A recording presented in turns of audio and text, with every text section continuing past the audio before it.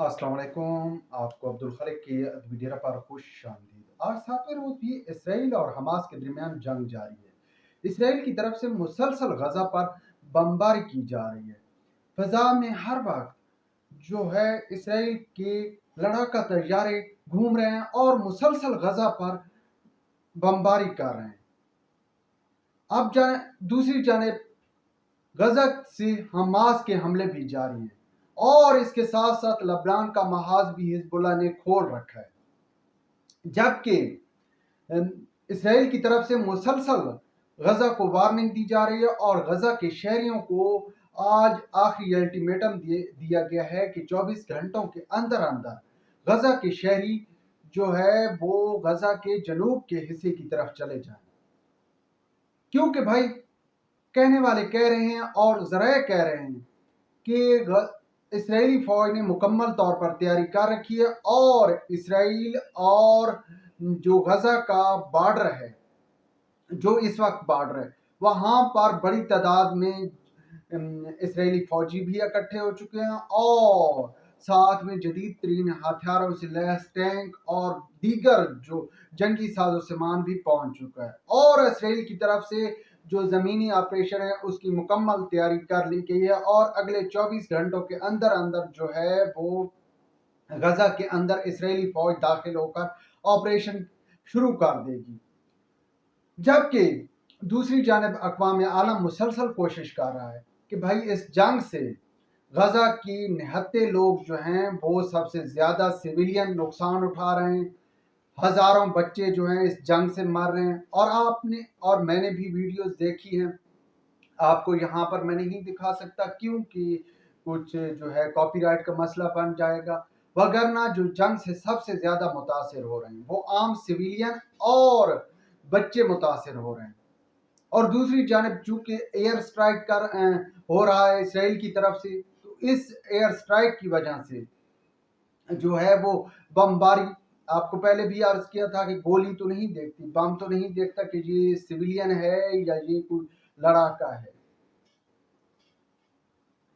तो जनाब मुसलसल जो है ना वो बमबारी से आम सिविलियन जो है वो नुकसान उठा रहे हैं और इसके साथ साथ अक़वाम मुत्तहिदा ने अपने मिशन को, अक़वाम मुत्तहिदा के जो लोग वहाँ पर काम कर रहे हैं या दीगर फलाई तंजीमों के लोग जो वहाँ पर काम कर रहे हैं, अक़वाम मुत्तहिदा समेत तमाम फलाई तंजीमों के जो स्टेक होल्डर हैं उन्होंने अपने लोगों को कह दिया है कि वो भी फिलफौर गजा छोड़कर जनूब के हिस्से की तरफ चले जाए। अब गजा का अगर देखा जाए तो गजा एक 40 किलोमीटर का सिटी है।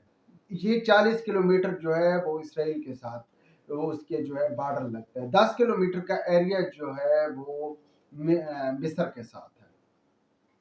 अब गजा के लोग कहते हैं कि हम छोड़कर गजा नहीं जाएंगे, हम मुहाजिरों की सी जिंदगी नहीं गुजारेंगे। वजह जनाब ये है कि अगर इसराइली दाखिल हो गए तो उन्होंने फिर गजा छोड़कर जाना नहीं, उन्होंने अपनी जो है इसराइली बस्तियां बसा लेनी है। ये डर है गजा के लोगों को, इसलिए वो कहते हैं कि भाई मरना जीना हमारा इधर ही है, हम यहाँ से कतन जो है वो अपना शहर छोड़कर जाने नहीं जाएंगे। क्योंकि इससे पहले वो कहते हैं कि जब भी यहाँ से लोग हिजरत करके गए हैं वो वापस नहीं आ सके, उनको वापस नहीं आने दिया गया। दूसरी जानिब इसराइल ने मुकम्मल तौर पर गजा का मुहासरा कर रखा है और मिस्र की तरफ से भी जो है इमदादी सामान गजा नहीं आ रहा। अब जनाब ये कहा जा रहा है कि गजा से जो अब की इतलात आ रही हैं कि गजा में जो है गजाई बहरान जन्म ले चुका है और इसके साथ साथ इंसानी जाने बचाने वाली अद्वियात भी ख़त्म हो चुकी हैं, यानी कि वहाँ पर अब इंसानी अलमियत जन्म ले चुका है। और यहाँ तक नहीं बल्कि गजा पर मजीद पाबंदियां आयद की जा रही हैं और वहाँ पर अब इसराइल की जानिब से ये कहा जा रहा है कि वहाँ पर मुकम्मल तौर पर इंटरनेट की सहूलत जो है वो भी ख़त्म कर दी जाएगी, यानी कि गजा को मुकम्मल तौर पर दुनिया से कट ऑफ कर दिया जाएगा। फिर इसराइली जो भी और जिस किस्म की भी बर्बरियत करना चाहें वो आज़ाद होंगे, कोई उनको जो है कुछ नहीं करने वाला होगा।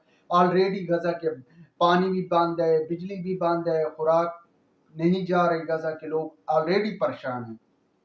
اوپر سے مسلسل بمباری ہو رہی ہے۔ اور جناب جیسا کہ کہا ہے کہ اقوام عالم کے بہت سے ممالک اس جنگ بندی کے لیے کوششیں کر رہے ہیں۔ اس حوالے سے ایرانی جو ہے اسٹیک ہولڈر نے محمد بن سلیمان سے رابطہ کیا، اور یہ جو ٹیلی فونک رابطہ تھا 45 منٹ جاری رہا۔